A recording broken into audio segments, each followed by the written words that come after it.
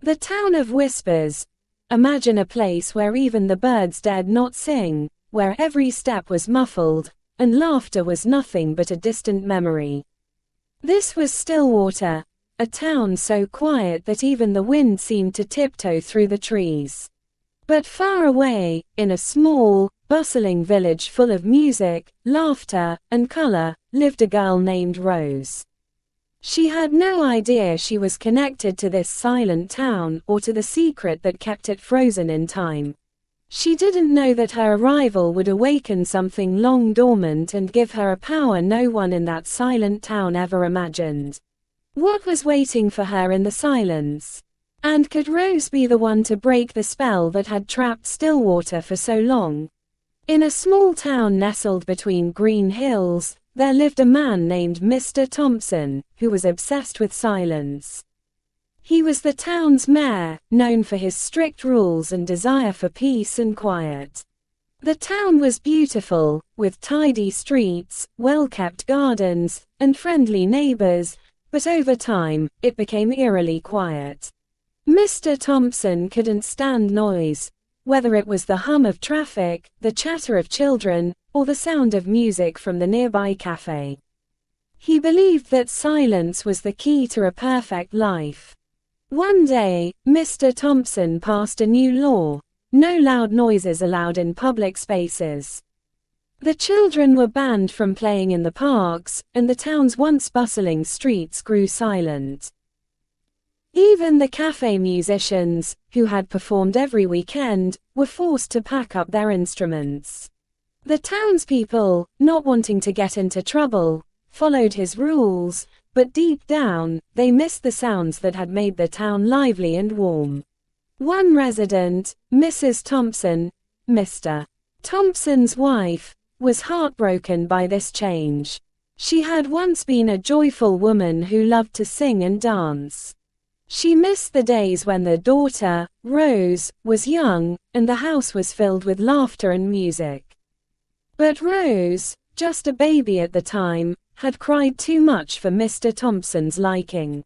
So, he had sent her to live with a family friend in another town, where she wouldn't disturb his perfect quiet. Mrs. Thompson had wanted to leave with her, but her husband insisted they stay, for the sake of the town. Years passed, and the town grew quieter still. Mrs. Thompson, having lost all hope, eventually moved to be near her daughter. Now, Mr. Thompson was alone in his grand, silent house, with no laughter or love to break the oppressive quiet. Meanwhile, in the nearby town of Everbrick, Rose was growing up. She was now a teenager, full of life and curiosity, completely unaware of her real family background. Raised by a kind couple who ran a community garden, Rose learned to love the outdoors. She was always surrounded by plants, colorful flowers, and the sound of birds chirping. She often helped her neighbors in the garden, planting herbs and vegetables, her hands covered in soil but her heart full of joy. Her best friend, Jake, lived next door. He was the son of the town's mechanic and spent his days tinkering with gadgets and machines. Jake had a unique talent: he could communicate with bees. Whenever Rose had a problem in the garden, Jake would whistle a tune, and the bees would come buzzing in, pollinating the flowers and making the garden bloom. The two friends would often sit under the apple trees, talking about dreams of adventure. One summer evening, as the sun set over the hills, Rose asked Jake a question that had been on her mind.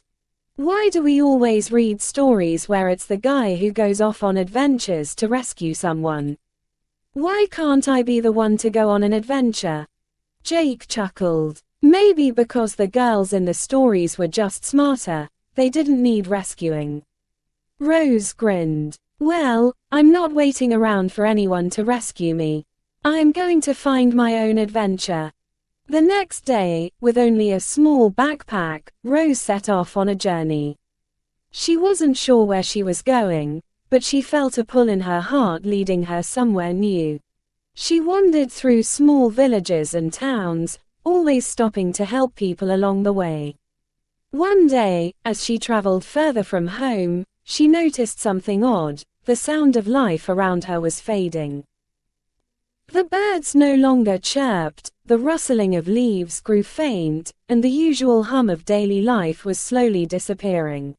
She arrived in a town that looked strangely familiar, though she had never been there before. It was called Stillwater. The streets were immaculate, the houses perfectly maintained, but the silence was suffocating.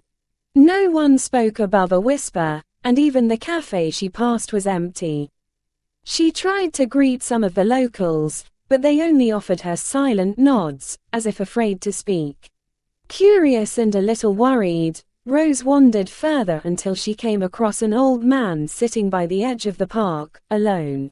He was wearing an old tweed jacket and a worn hat, his eyes fixed on the ground. "Why is it so quiet here?" Rose asked him, unable to bear the silence any longer. The old man looked up slowly and sighed. This town, it wasn't always like this. But Mayor Thompson, he fears noise. He believes silence is the only way to keep peace, so he banned everything that could disrupt it.